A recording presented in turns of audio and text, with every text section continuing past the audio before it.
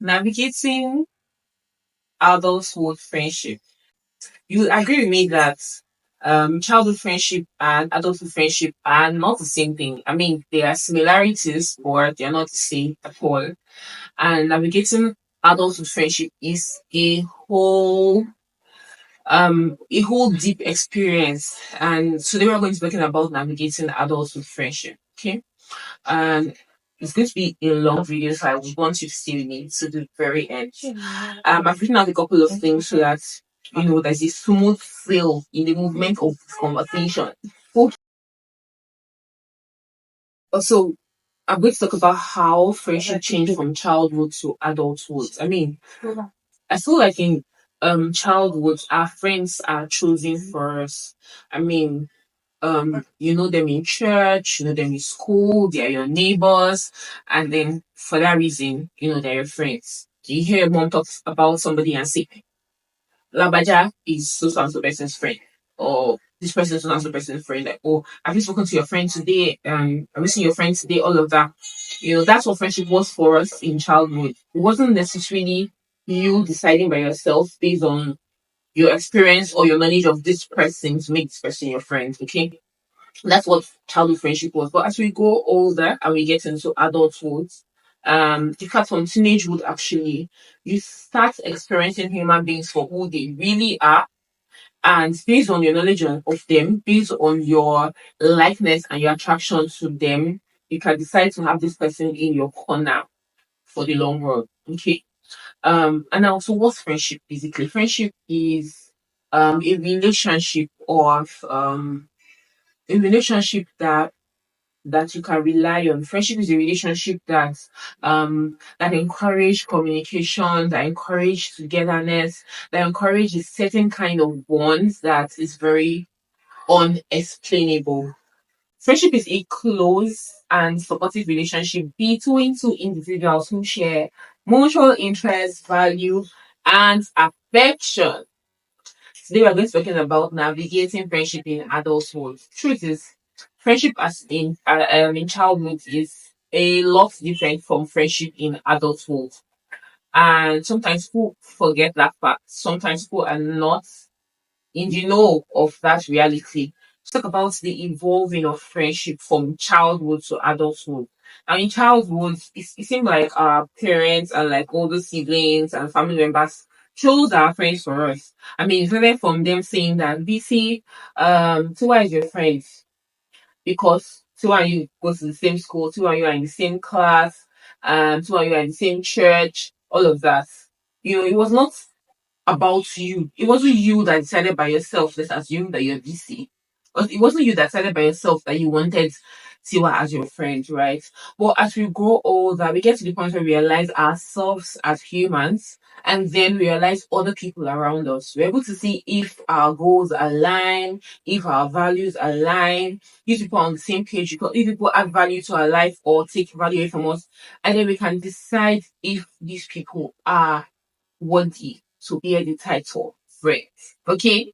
Now it's a whole lot of things in adulthood. I mean, um, different stages, different challenges. When and then at some point you have family, you have work. Sometimes you move across cities. It's a whole lot, and that's what we're talking about today. Okay. All right. And if you're watching the video at this point, you love me and I love you too. Thank you. Please subscribe. Subscribe, thanks, and share the video. Okay, let's continue. So, making friends as adults. How do we make friends as adults?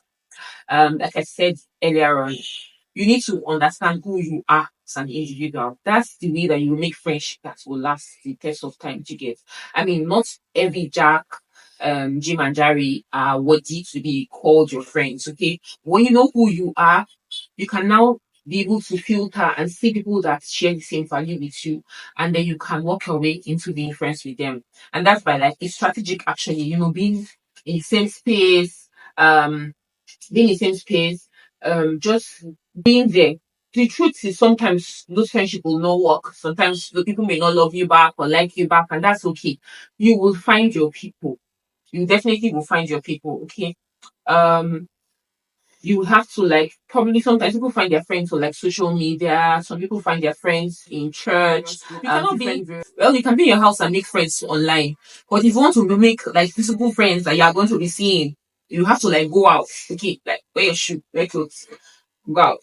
That's what it is. Okay, so yeah, you can make friends like that. Yeah, so let's talk about maintaining long distance friendship. Okay, I mean distance is something that can break friendships. And I know I'm talking from experience because I moved across city within my country of residence. I've moved from Port Harcourt to Lagos, from Lagos to Ibadan. And I can say that some people are no longer in my life. Some people, some of the relationships that I've been in, some friendship that I've been in, the intensity is not as it used to be before the movement, right?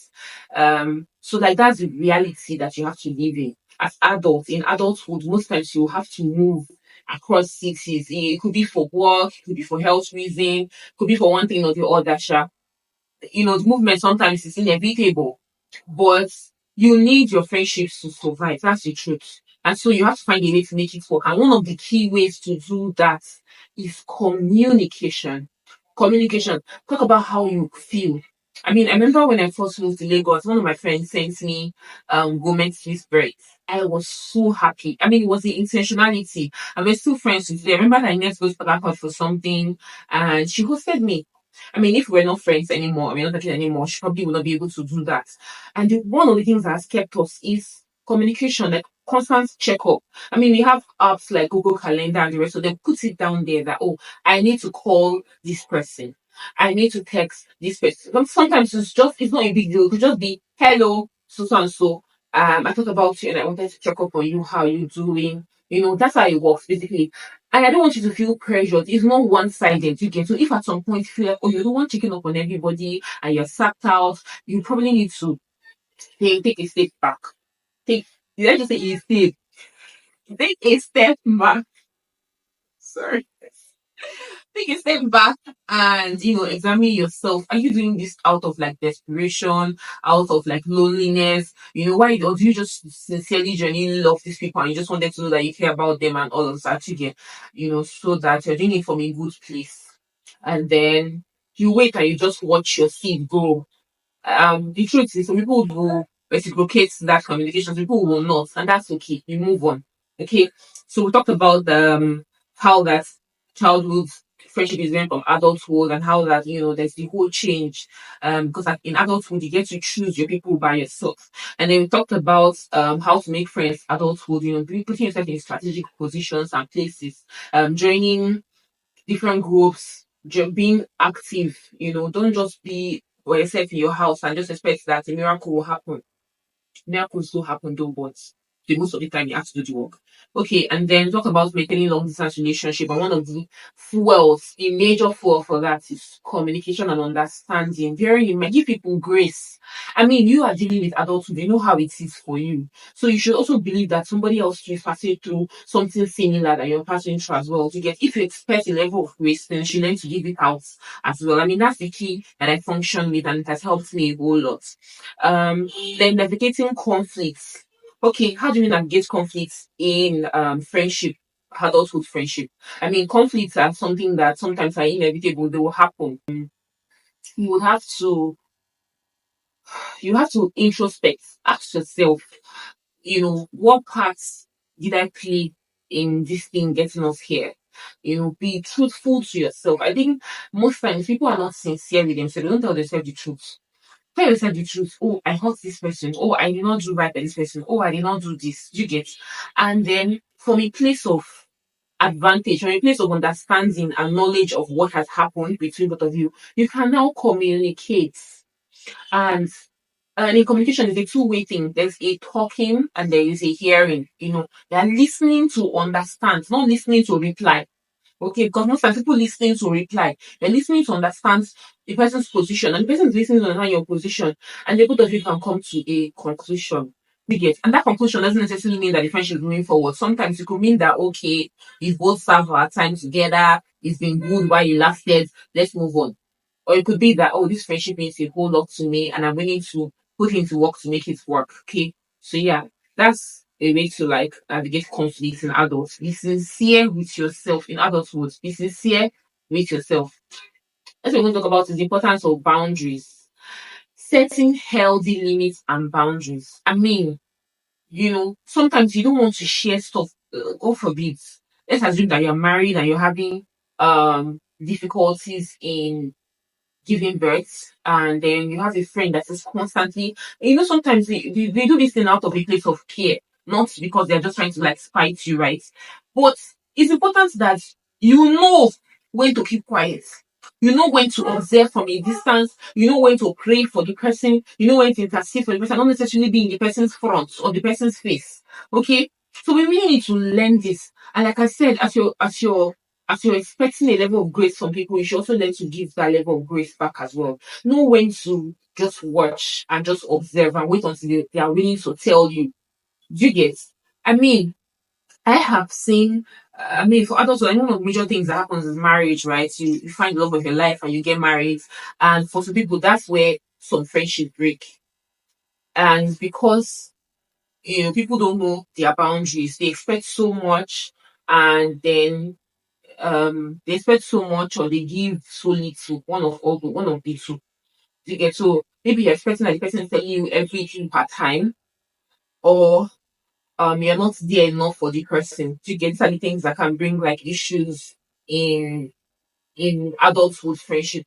And it's just basically about boundaries, basically. Just knowing where to stop, knowing what to do. Don't be too much, don't be too little. Just be balanced. Just be in the, just give the right amount of sauce, for lack of better words.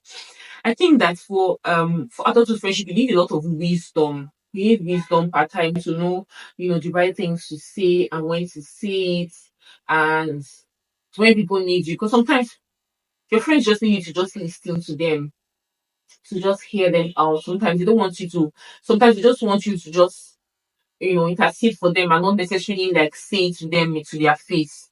Together, I mean, you know your friends, you know how best to deal with your friends. So, um,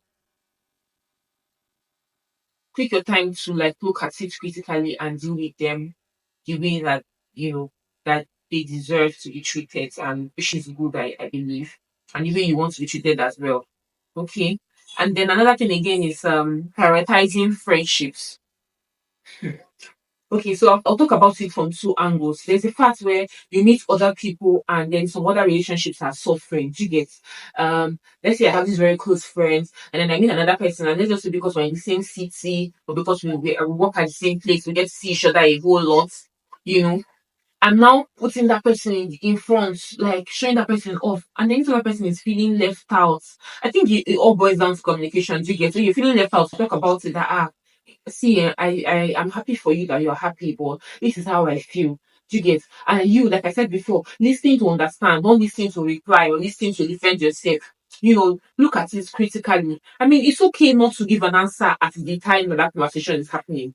It's very okay for you to take your time and process the information and, you know, reply from a good place. Yeah, it's okay to do that.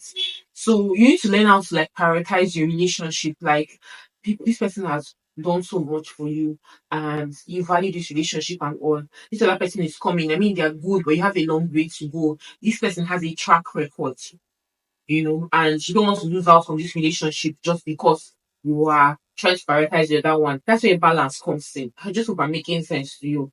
Okay, so there is that, and then there is also in adulthood you have your family, you have your husband or your wife, you have your children, you have your work, you have church, you have other social engagements, and you know, and somehow you have to juggle it all. I mean, people have done it before us. We will not be the first to do it. We will not be the last. You know, you just have to find a way, and the way to find is to build a structure that works.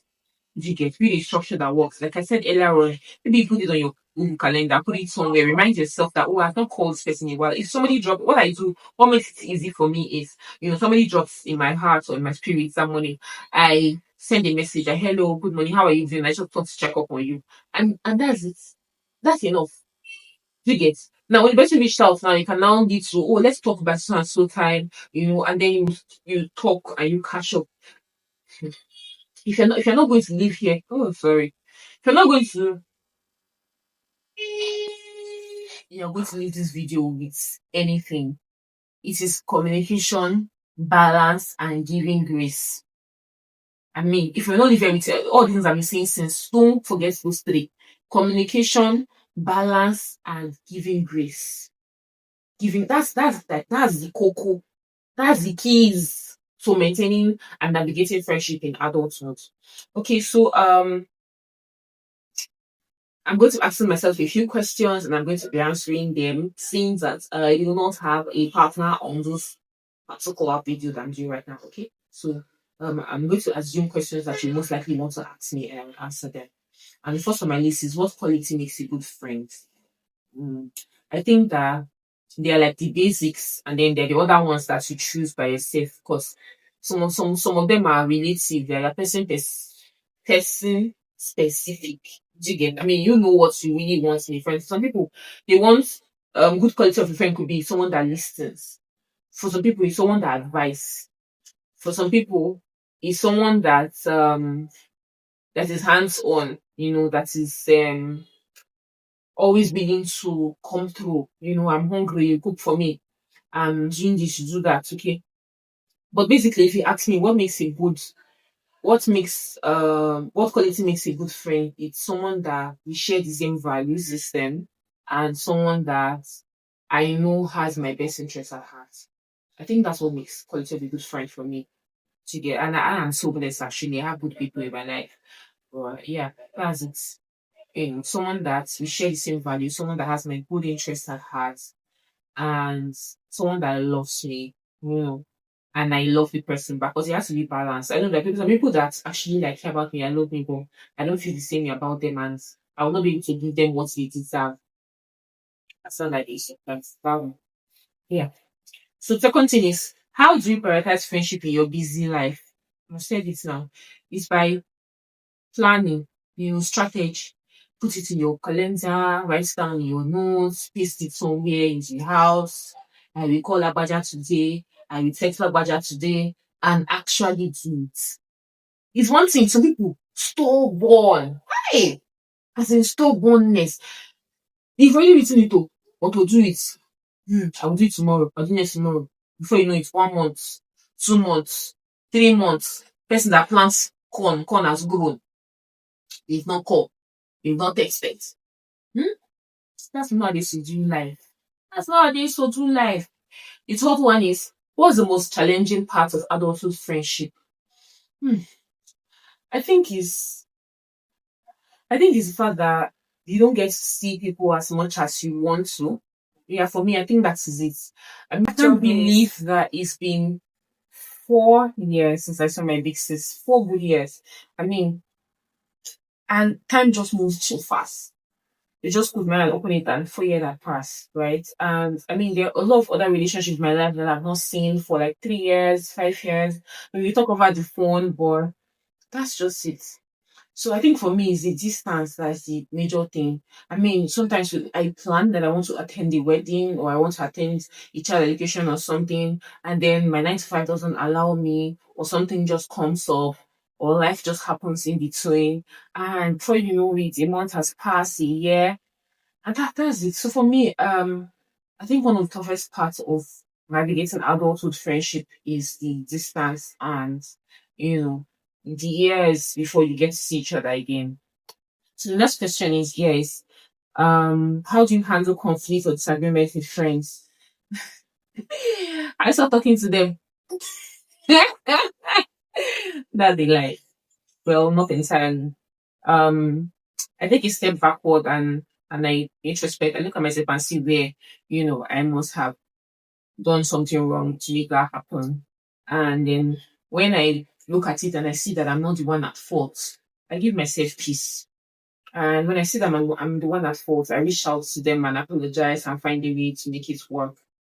So yeah, that's it. Basically communication. That's how we handle conflict. That's how I handle conflict with my friends. Yeah. And then the fifth question is, what's the key to planning long term friendship? Mm, I think being real to yourself, telling yourself the truth, looking out for the values that you both share, and communication again. Communication is the guy. Okay. Yeah, that's it for the questions. So now I'm going to just quickly analyze what friendship is. Earlier on, I said that friendship is a close and supportive relationship between two individuals who share mutual interests, value, and affection. So there are some key variables, key points here, and the first one is trust. um One of the ways that you know that this person is your friend, I mean, for real friendship, is trust. Can I trust this person? There's a relationship that I have that I call naked and unashamed. Can I tell this person things and I'm not afraid that they're going to judge me? Can I trust that when they're talking to me out of a place of care and out of a place of sincere concern? Like, even when it is the hard truth, because sometimes, when they tell you stuff, it's not easy to take it in, but that's what you need at the time. That's what you need for you to be better in the future. Can I trust that this person will be that to me and I can be that to the person? Because it's not one sided. If you're going to have a real good friendship, it is both ways. Okay, so is there a feeling of security? My thoughts and feelings and experience preserved in this relationship? Like, will I go hear my gist outside? Yeah. So that's the first one. Then characteristics of like good friendship. Second one is emotional support. um can this person be empathetic towards me? Can this person encourage me? Can this person listen to me? Can I listen to this person? Can I encourage this person? Can I be empathetic to this person? Can I be sympathetic to this person? Yeah, besides. And then shared experiences. Oh, like, there's the fun part, the G's, like your WhatsApp message was not leak out. Yeah.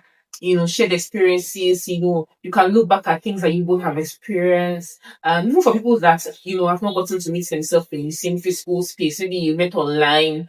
I mean, you have like gist, you've made like memories and um conversations over the phone that you can go back to and just relieve. Yeah. And then there's mutual understanding and there's respect for each other perspective. Two rights can coexist. Yeah. Yes, we must not agree all this all the time. Yeah, that's one thing that we need to really understand. Most people want to make sure that they force their opinion on you. It doesn't have to be that way. Yes, you can have your truths and I can have my truths, and the two truths can coexist. Okay. And then the last but not the least, is loyalty, standing by and supporting each other. I mean, through thick and thin, through all of through all of like the situation. I remember I had to wait for a particular thing in my life, and there are few of my friends that were there. Like the times when I felt overwhelmed and I want to cry and I'll be hyperventilating like this, I'll reach out to them, send a text message, I'm tired, and I'll get words that will encourage me, you know. Yeah, so that's it. That's it. So basically, all I said in this video is like how to like navigate friendship in adulthood.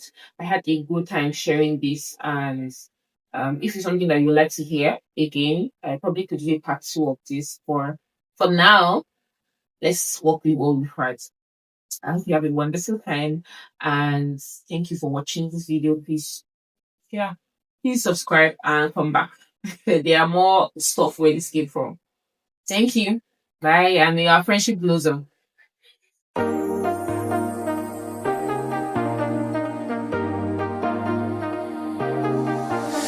got you and your vibes in my mind, I can't get them out, no matter how hard I try. I need you and your heart next to mine, yeah, I'm all about